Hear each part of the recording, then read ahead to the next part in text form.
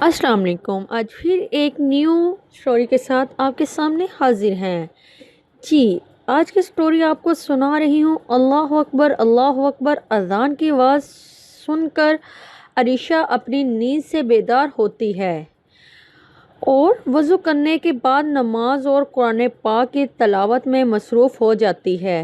عریشہ بہنوں میں سب سے بڑی ہوتی ہے، اس لیے گھر میں سب کی لاڈلی ہوتی ہے، اور عریشہ کبھی کوئی ایسی غلطی بھی نہیں کرتی تھی کہ اسے شرمندہ ہونا پڑے۔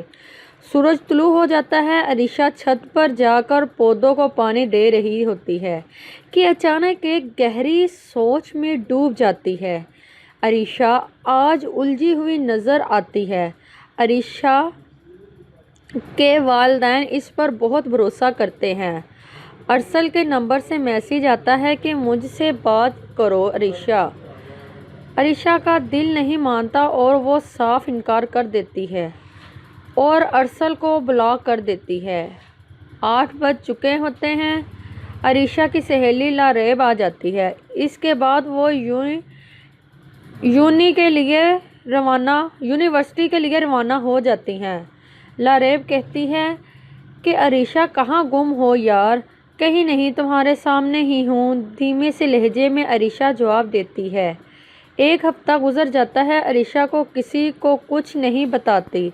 ایک دن وہ یونیورسٹی جاتی ہے۔ آج لاریب اس کے ساتھ نہیں ہوتی اور آج وہ لیب میں جا کر ناول پڑھنے میں مصروف ہوتی ہے کہ وہاں مشیل اپنی دوستوں کے ساتھ آ جاتی ہے، اور جیسے ہی اس کی نظر عریشہ پر پڑتی ہے کہتی ہے، گرلز چلو، یہ میرا موڈ نہیں، کہیں اور چلتے ہیں۔ یہاں بہن جی بیٹھی ہوئی ہیں۔ عریشہ عبایا پہن کر ہر جگہ جاتی ہے اور کلاس کے دوران بھی وہ اپنا نقاب نہیں ہٹاتی۔ عریشہ پر کوئی زبردستی نہیں تھی، بس بچپن سے ان کا رہن سہن ہی ایسا تھا۔ اس لباب اسے بھی عادت ہو گئی تھی۔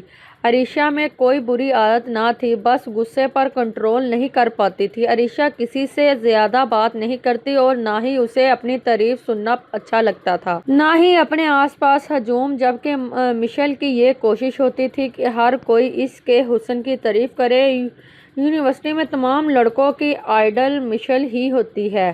مشیل آج بہت عرصے بعد کلاس میں تشریف لاتی ہے۔ بلیک جینز پہنے، بال کھلے ہوئے، تیز ہوا میں وہ اڑ رہے تھے اور وہ ہونٹوں پر گلابی لپسٹک میں بہت حسین لگ رہی ہوتی ہے۔ ہر لڑکے کی نظر اس کی جانب ہوتی ہے اور سب سے آگے عریشہ بایاں میں بیٹھی ہوتی ہے۔ لاریب کی سہیلی ہمنا کہتی ہے، یار تمہیں بایاں میں گھٹن نہیں ہوتی؟ نہیں، حیا ہی عورت کا زیور ہے، عریشہ جواب دیتی ہے۔ ہمنا کہتی ہے، اگر تمہیں پردہ ہی کرنا ہے تو گھر بیٹھ کر پرائیویٹ پڑھ لو، یہاں کوئی پردہ نہیں کرتا، جو کرتی ہیں وہ یہاں آ کر ہٹا دیتی ہیں۔ عریشہ کہتی ہے، اللہ سبحانہ تعالیٰ کا فرمان ہے کہ اے نبی صلی اللہ علیہ وآلہ وسلم اپنی بیویوں اور اپنی بیٹیوں سے اور مسلمانوں کی عورتوں سے کہہ دو کہ وہ اپنے اوپر اپنی چادر لٹکا لیا کرے، اس سے بہت جلدی ان کی پہچان شناخت ہو جایا کرے گی، پھر وہ ستائی نہ جائیں گی، اور اللہ تعالیٰ بخشنے والا مہربان ہے۔ خواتین کو مستورات بھی کہا جاتا ہے، اور مستور کا مطلب ہے چھپا ہوا۔ عورت کے پردے کے حوالے سے ایک حدیث مبارک میں آتا ہے کہ حضرت عبداللہ رضی اللہ تعالیٰ عنہ سے روایت ہے کہ نبی کریم صلی اللہ علیہ وسلم نے فرمایا، عورت پردے میں رہنے کی چیز ہے، کیونکہ جب وہ باہر نکلتی ہے تو شیطان اسے بہکانے کے لیے موقع تلاش کرتا ہے۔ جامع ترمذی جلد نمبر 1۔ پردہ میں رہ کر میں پڑھائی کر سکتی ہوں تو کیوں پرائیویٹ پڑھوں؟ مجھے ڈاکٹر بننا ہے، اور کون سی کتاب میں لکھا ہے کہ پردے کر کے آپ نہیں آ سکتے؟ یہ باتیں سن کر ہمنا وہاں سے چلی جاتی ہے، اور پھر پڑھائی کرنے کے بعد سب اپنے گھر کی طرف روانہ ہو جاتے ہیں۔ عریشہ اور لاریب دونوں کزن ہوتی ہیں۔ آج عریشہ مشیل سے کہتی ہے، میرے ساتھ چلنا؟ لاریب، نہیں، اس لیے؟ اچھا چلو آ جاؤ، میں تمہیں چھوڑ دوں گی۔ عریشہ کی امی کہتی ہیں نماز پڑھ کر آرام کر لو، کل میں رضیہ کے گھر جاؤں گی، تمہاری پھپھو کل آ رہی ہیں، ارسل بھی ساتھ آ رہا ہے، شاید شادی کی بات کرنی ہے اس لیے آ رہی ہیں۔ یہ سن کر عریشہ دوبارہ پریشان ہو جاتی ہے۔ اگلی صبح عریشہ یونیورسٹی چلی جاتی ہے اور گیٹ پر اس کی ملاقات مشل سے ہوتی ہے اور وہ کہتی ہے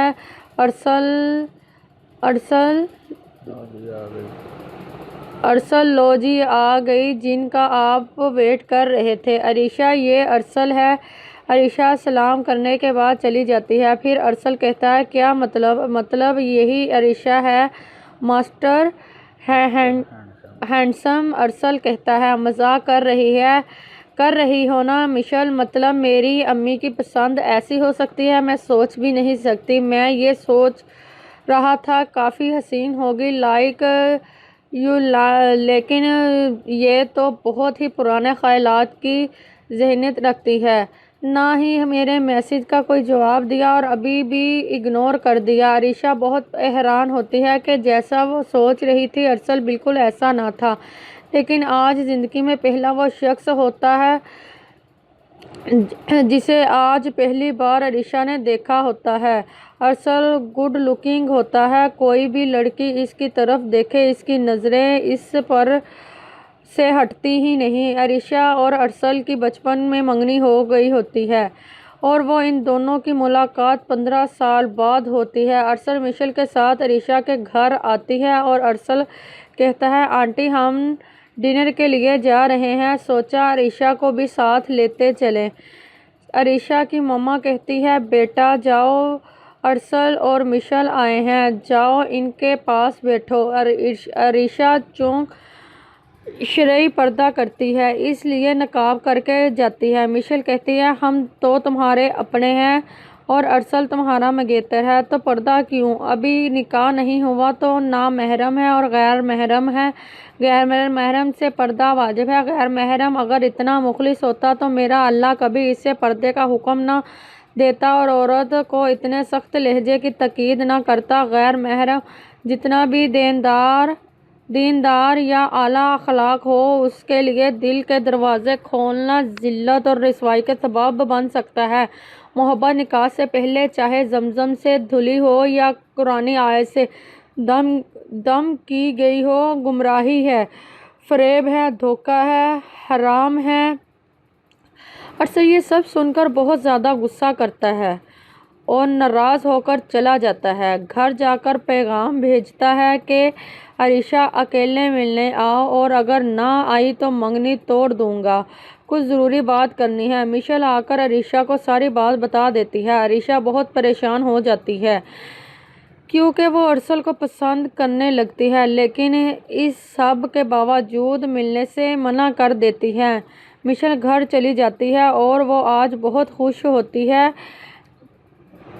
کیونکہ وہ بھی ارسل کو پسند کرتی ہے اور ارسل بھی کافی حد ایسی لڑکی تلاش میں ہوتا ہے۔ صبح ارسل کی امی کی کال آتی ہے اور وہ کہتی ہیں عریشہ نے بالکل ٹھیک نہیں کیا، یہ میرے بیٹے کے ساتھ نہیں چل سکتی، مجھے ماڈرن لڑکی چاہیے اور ہمارے لڑکے کے لیے لڑکیوں کی کوئی کمی نہیں ہے۔ میں نے یہ بتانے کے لیے فون کیا ہے کہ ہم مشل اور ارسل کی منگنی کر رہے ہیں۔ یہ بات سن کر عریشہ کی امی پریشان ہو جاتی ہے اور عریشہ کو ڈانٹتی ہے تم نے کیا کہا ان لوگوں سے؟ ان لوگوں نے رشتہ ہی ختم کر دیا۔ یہ سن کر عریشہ کو بھی بہت دکھ ہوتا ہے، لیکن وہ کہتی ہے امی میں نے ایک نامحرم کے لیے اللہ کو ناراض نہیں کر سکتی۔ ارسل کو کیا مطلب؟ عریشہ کی امی سوال کرتی ہے امی میں نے صرف اکیلے ملنے سے منع کیا ہے بس۔ عریشہ کے بابا کہتے ہیں مجھے فخر ہے کہ میری بیٹی اتنی فرما بردار ہے، اور قریب آتے ہی آتے ہیں عریشہ کے سر پر ہاتھ رکھتے ہیں اور کہتے ہیں اللہ میری بیٹی کے نصیب اچھے کرے، بیگم اب میری شہزادی کو پریشان نہ کرنا، جو بھی کیا اچھا کیا۔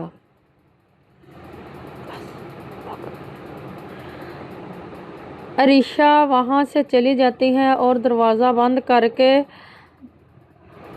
جائے نماز پر نماز جان ماز پر بیٹھ کر پھوٹ پھوٹ کر روتی ہے، یا اللہ مجھے معاف کرنا کہ میں نے ایک نامحرم کو پسند کیا، بے شک تو بہترین فیصلہ کرنے والا ہے۔ یا اللہ مجھے گمراہ ہونے سے بچانا، ہمیشہ سیدھی راہ دکھانا، جو میرے حق میں بہتر ہو وہی کرنا، اور بے شک اللہ انسان سے بے پناہ محبت کرتا ہے، اس لیے وہ ہمیں بہتر سے بہترین عطا کرتا ہے۔ بس ہمیں اللہ کی رسی کو تھامے رکھنا چاہیے، اور یہ دنیا کبھی نہ کبھی ختم ہو جانی ہے۔ اس عارضی دنیا میں عارضی سی خوشی کی خاطر آخرت کو خراب نہیں کر سکتے۔